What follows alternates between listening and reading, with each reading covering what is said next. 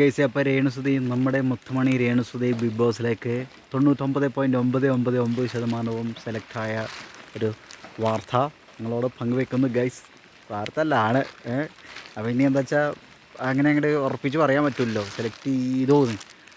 എന്തായാലും ആയിട്ടുണ്ടാവും. രേണുസുതിക്ക് big boss കിട്ടിയില്ലെങ്കിൽ പിന്നെ ആർക്കും അവിടെ കിട്ടുക, ആർക്കും കിട്ടില്ല. അപ്പോൾ രേണുസുതിക്ക് വേണ്ടിയിട്ട് നമ്മൾ കുറച്ച് പേര്, ഇനിയിപ്പോൾ രേണുസുതിക്ക് വേണ്ടിയിട്ട് നമ്മൾ വോട്ട് ചോദിക്കുക അങ്ങനെ വിചാരിക്കണ്ട, അങ്ങനെ എടുത്താലും കുഴപ്പമില്ല.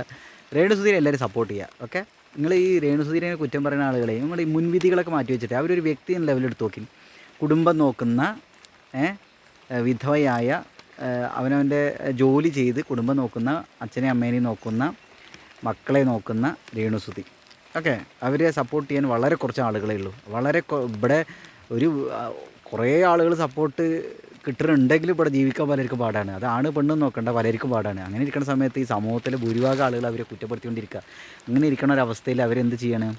അവരിങ്ങനെ വളരെ കോൺഫിഡൻ്റായിട്ട് കാര്യത്തിലും പകരം അയ്യോ ജീവിതം പോയി എന്ന് പറയുന്നതിന് പകരം അവർ മുന്നോട്ട് വന്ന് അടിപൊളിയായിട്ട് ജീവിച്ചുകൊണ്ടിരിക്കുക. അപ്പം അങ്ങനെയുള്ള ഒരാൾ ഒരു ബിഗ് ബോസിൽ വരുന്ന സമയത്ത് തീർച്ചയായും നമ്മൾ സപ്പോർട്ട് ചെയ്തിരിക്കും. അപ്പോൾ എല്ലാവരും സപ്പോർട്ട് ചെയ്യുക രേണുസുധീനെ കേട്ടോ. നിങ്ങൾ ഈ മുൻവിധികളൊക്കെ മാറ്റി വയ്ക്കും. രേണുസുധിയുടെ ഡ്രസ്സിങ് ശരിയില്ല, അല്ലെങ്കിൽ രേണുസുധി അങ്ങനെ ശരിയില്ല. എന്ത് ഡ്രസ്സിങ് ശരിയില്ല എന്ന് പറയുന്നത് അവരവരുടെ മേഖലയുമായി ബന്ധപ്പെട്ട അതിന് സെറ്റായിട്ടുള്ള അടിപൊളിയായിട്ട് ചെയ്യുന്നുണ്ട്. പിന്നെ അത് അവർ ഇഷ്ടമല്ലേ എങ്ങനെ വസ്ത്രം ധരിക്കണം. അത് അപ്പോൾ വസ്ത്രധാരണം അത്ര വൾഗറായിട്ടൊന്നും എനിക്ക് തോന്നുന്നില്ല. ഇനി ഉണ്ടെങ്കിൽ ഇപ്പം എന്താ പ്രശ്നം? ഒരു ആക്ടിങ് ഫീൽഡുള്ള ആളല്ലേ. പിന്നെ രേണുസുധിക്കെതിരെ വരണ വേറൊരു ആരോപണമാണ്. എന്താണ്? രേണുസുധിക്ക് വേറെ അഫയർ ഉണ്ടായിരുന്നു എന്നൊക്കെ. അയ്യോ, ഒരു അഫയർസോ ഒന്നുമില്ലാത്ത ടീംസ് രേണുസുധിക്ക് ഞാൻ അഫയർ ഉണ്ടോ ഇല്ലേ എന്നിങ്ങനെ ചെങ്ങി കണ്ടുപിടിക്കാൻ സമയത്ത് സ്വയം ആലോചിച്ചൊക്കെ ഇത് എന്താ ഇതിൽ ഇത്ര പ്രശ്നമില്ല. അതോ ഉണ്ടെങ്കിൽ തന്നെ ഇപ്പം എന്താ പ്രശ്നം?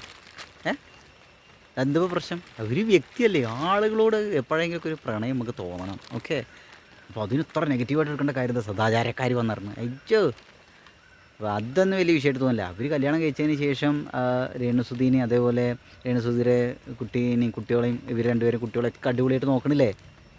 അതൊരു വലിയ സംഭവമാണ്. എത്ര പേരെ ചെയ്യുന്നുണ്ട്? നിങ്ങൾ ചെയ്യുമോ അങ്ങനെ? നിങ്ങൾ അയ്യോ എൻ്റെ ഭർത്താവ് മരിച്ചു പോയേ ഇതൊക്കെ, അയ്യോ അങ്ങനെ അവസ്ഥ വരാണ്ടിരിക്കട്ടെ. ഭർത്താവ് മരിച്ചു പോയേ എന്നെ ആരും നോക്കാമല്ലേ അങ്ങനെ പറഞ്ഞിട്ട് ഇങ്ങനെ പ്രാന്തമായിട്ട് ഇരിക്കണ്ടാവും. അടിമകളെ പോലെ ജീവിക്കുന്നുണ്ടായിരിക്കും. ഇവരതല്ല. രേണുസുധി ഒരു അടിമയല്ല, ഒരാളുടെ അടിമയല്ല. അതാണ് രേണുസുധി ഏറ്റവും വലിയ പ്ലസ് പോയിൻറ്റ്.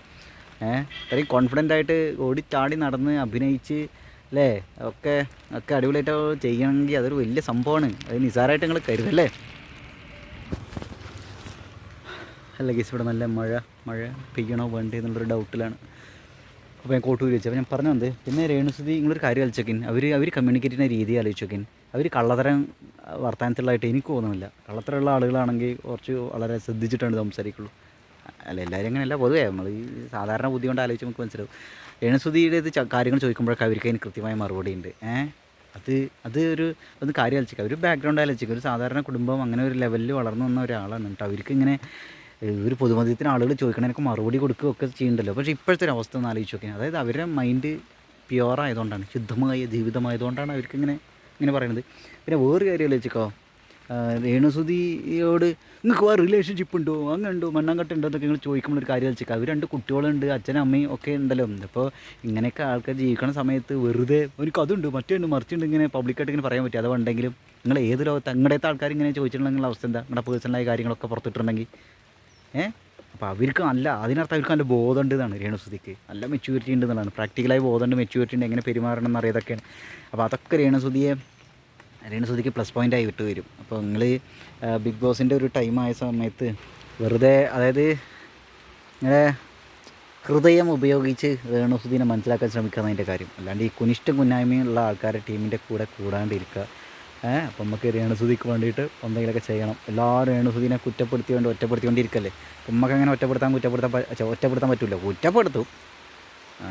ഒറ്റപ്പെടുത്താൻ പറ്റില്ലല്ലോ അല്ലേ. അപ്പോൾ അത്രയേ ഉള്ളൂ. അപ്പോൾ ഗായ്സ്, ഓക്കെ.